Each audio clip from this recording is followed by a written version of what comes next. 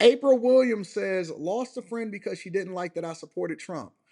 I'm in disbelief that she fell into the fear mongering she's legally documented for. Well, here's the thing about it, April. Everybody is not supposed to be in your life for the entirety of your life. That's the harsh reality, and that's the truth. Sometimes, and it doesn't mean that they're a bad person. It could mean that they're ignorant. It could mean that they're misinformed, and it could mean that y'all not supposed to be together for the entirety of your life. Y'all just growing in two different directions. Or maybe you keep growing and they hit this ceiling and they need for you to keep going in order for them to get out of that, right? So don't think about it like that. Don't try to pull on them. Don't try to convince them. Don't try to, hold their hand through it and tell them, hey, listen, you need to get off of the Democratic plantation. They'll figure it out. You got to be the example. That's the one thing that I learned about life, April, is that we have to be the example for the things that we want to see, right? We genuinely have to be the example for the things that we want to see. And a lot of times we don't want to be that because we so busy trying to make sure that we accommodate for other people's insecurities and problems. And we can't live our lives like that. We can't.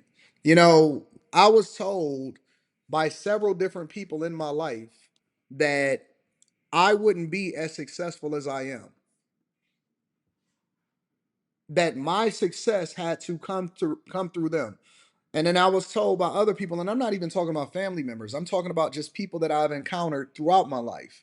I've had friends, and I remember when I was telling them my dreams, and, most of them, I would say 99% of them in my life was like, oh man, you crazy. Oh man, ha ha ha. They would laugh at me. You know, people would always laugh when you would express yourself or say your dreams or start to talk about what the possibilities of what you could become, and how you sing yourself. I remember even as a little kid and being in elementary school sometimes, and they would say what you would want to be when you grew up, and I said that I was going to be a billionaire. And my teacher was like, you need to come back to the front of the, not come back to the front of the congregation, but so many words. You need to come back to the front of the congregation and reassess what you want to be when you grow up. And I get it. I get it. I understand. Now that I'm an adult, I realize that she was limited by her own ability to be great, and I also understand that it's life circumstances. She's just a product of what she was raised to be. The reason that she was a teacher wasn't because, and don't get me wrong, there's some great teachers. The reason that she was a teacher is because she couldn't do it. Most of your college professors are not people that was successful business owners. There was people that went to school to learn how to run a business so that they can teach it to other people based off of whatever construct was given to them. When I see people that justify who they are by saying, well, I went to school for it, but they was never able to implement it, in my opinion, that's a red flag. Well, Anton, why is that a red flag? Because if you trained for it, then why didn't you use that skill to do something with it? When I went to school for software engineering, I didn't go to school so that I can get the degree. I went to school so that I can get the paperwork to be able to kick in the door for things that I didn't have access to. I was already studying and mastering my craft way before I went to school for software engineering. The paperwork was the validation. The paperwork was to say, hey, listen, I can do this, or I have structure, or I was able to endure long enough to actually go through the process that then validates me to be able to get into this industry that then would leapfrog into corporate America and the other spaces. And I never anticipated being a software engineer for the rest of my life. The only reason I went into it was A, to make sure that I was able to provide for my family and have something to fall back on. And then B, I went into it because I actually wanted to leapfrog into something else, and I wanted to make sure that I didn't miss anything or that I needed to learn because I was building my own e-commerce platforms that would allow for me to be successful. The paperwork, the success, the process is for you. The success is for everybody else. And so sometimes you're going to have to leave people behind. I will tell you that success is a very lonely road. It is a very lonely road. And that's why you have to pray for the character while you're going through it and becoming successful because most people are not going to get there. Success is a very, very, very lonely road because you are going to have to do things that most people can't do, and you got to do it the right way in order to get there. Because if it was available for everybody, and it is available for everybody, but if everybody was able to do it, then they would be successful, right? That's why we then make excuses and say, well, this is what middle class is, or I'm solidly middle class. I didn't dream of being middle class when I was a little kid. I went to school and then I would come home and I would say, you know what? I want that Lamborghini Diablo. Or I want a Lamborghini Countach. I never put a middle class poster on my wall. I put a Lamborghini Countach and Diablo. I know that they had, even as a child, I knew that they made a limited amount of them, which means that everybody wasn't going to be able to buy one. It was only going to be the ones that got to the top. And so my goals were different. My drive was different. Even when it comes to looking at things objectively and then making a decision of whether I'm gonna go left or I'm gonna go right, I don't do things based off of what the herd do. I do things based off of what makes the most sense for me. You know, when I here I'll give you all a little bit of insight, and then we're gonna continue on with the show. I have this vision in my head, right? Man, I'm gonna share this with you guys because I always like to share my thoughts, and then that makes me accountable for it. That means that I have to execute on it because we can always come back to this video and say, well, Anton did this. Did he actually execute on it, right? I have this vision in my head of being a media mogul to create the next Fox News, to create the next CNN, create the next MSNBC, to create the next big platform, right?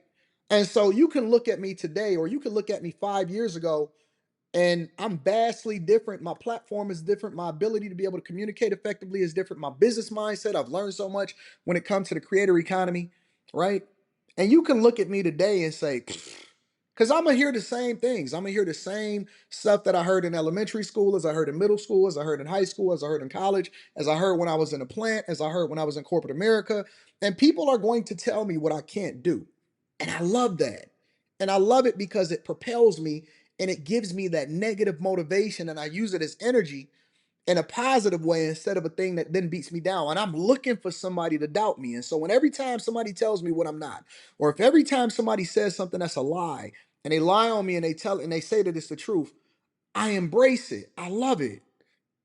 And I have this vision, right? And so, I was thinking and I was sketching on my iPad, and because I live with this iPad on a regular basis, and I'm sketching on my iPad exactly what my vision is, right? And so a month ago, I'm sketching this vision because I knew that I wanted to redo my studio, but then my vision changed from just redoing the background where people can come in and talk to I wanted to have multiple different sets and expand my platform, and then I wanted to buy the real estate that was up under me so that I can then own the building, right? I want to own every single building that I have a platform in. And so I started sketching out my vision. And then when I sketched out my vision, I started executing on what that vision was. And I said, okay, well, I have to put initially $100,000 up because we need new cameras, we need new microphones, we need new sets, we need all of these things. And then I started sketching out all of the different positions. And that's when I started to communicate openly. Hey, I need this person to be able to execute on this, and this. I don't wait for anybody to tell me. I don't wait for anything to happen. I start executing. Small, big, large, and it's supposed to be applicable in every part of your life. If you are a person that ultimately want to get out of the trucking business, or you don't want to just work from home, or you want to be rich, or you want to be successful, then again, it's nothing wrong with these people that do this. If you want to evolve past what you are, you got to start putting the building blocks in place. You got to start lowering your expenses and start investing in your assets. You have to start going back to school and reinvesting in yourself and pouring into yourself. You have to start putting things in place and then working consistently. And once you start to get a platform, okay, I need one more subscriber. I got to go out and I got to do this. I got to do marketing and promotion. I got to figure out how to reach a different demographic. I need to rebrand myself. I need to get my life together. I need to start putting a calendar in place. I don't wait for permission. I ask for forgiveness. And so what I'm telling you guys is that the goal is ultimately to become a better version of who I am today than what I was last year. When I go back, every single December, I go back and I scan through all of the videos that I did on all platforms, and then I compare and contrast. Last year at this time, I was killing Fight Club and I was starting After Hours. This year, the After Hours platform, which used to be Fight Club, is 200 times better, 10 times more successful, and much more profitable than it was last year. And so I want that incremental progress. And now I'm envisioning what I want After Hours to become long term. I'm going to create an entire network of greatness. I am going to be a billionaire. I am going to be a billionaire. I am going to partner what some of the biggest streaming platforms on earth, and I am going to be the biggest voice that you've ever seen in the creator space. I am going to be a billionaire. I am telling you today that this is only the tip of the iceberg. There is nothing and nobody that can stop me except for myself. There is nothing that anybody can do to stop me except for myself. You either rolling with me or you going to get rolled over. That's all there is to it. Because I've already made the vision plain and I've already started to invest in it. And even when I make a mistake or even if I fail at something, I'm just going to adjust. I'm just going to adjust. That's not gonna stop me. I'm gonna use that as a learned lesson. I'm gonna write it off as a tax write off, and then I'm gonna pivot over and I'm gonna rebrand it and I'm gonna make it something different to make it more successful every single time. It doesn't matter how long it is. By the time that my time is up on this earth, I'm going to take what you thought was supposed to be a regular person that died at 18 years old from Detroit, Michigan, between Norfolk and Chippewa on Green Lawn, and I am going to be one of the greatest human beings that did it the right way with great character, with no flaws and no issues that you've ever seen in your entire life. You know why? You know why? Do you know why I'm going to do that? Because it's never been done before from this lens and this way. And our lives have to be transformational. Our lives have to be, it has to be different. You have to change.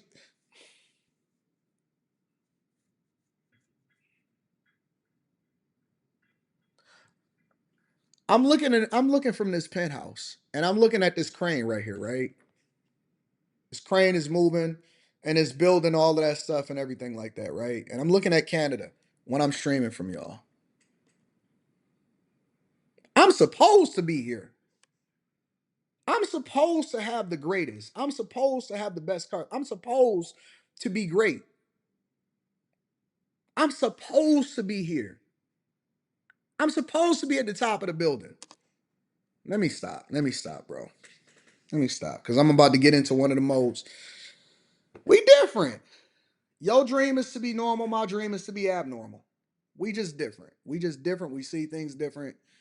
My daughter is supposed to have all of the great things. My daughter ain't supposed to have student loan debt. My daughter is supposed, I talked to my daughter this weekend.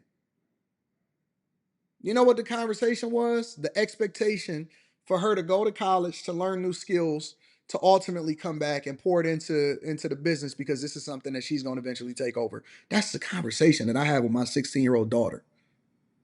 We supposed to be here. You know what I was asking my people? You know what I was asking Rita over the weekend? Honest to God. Let me tell you how great my expectations are, and then we can move over to the next part of the show.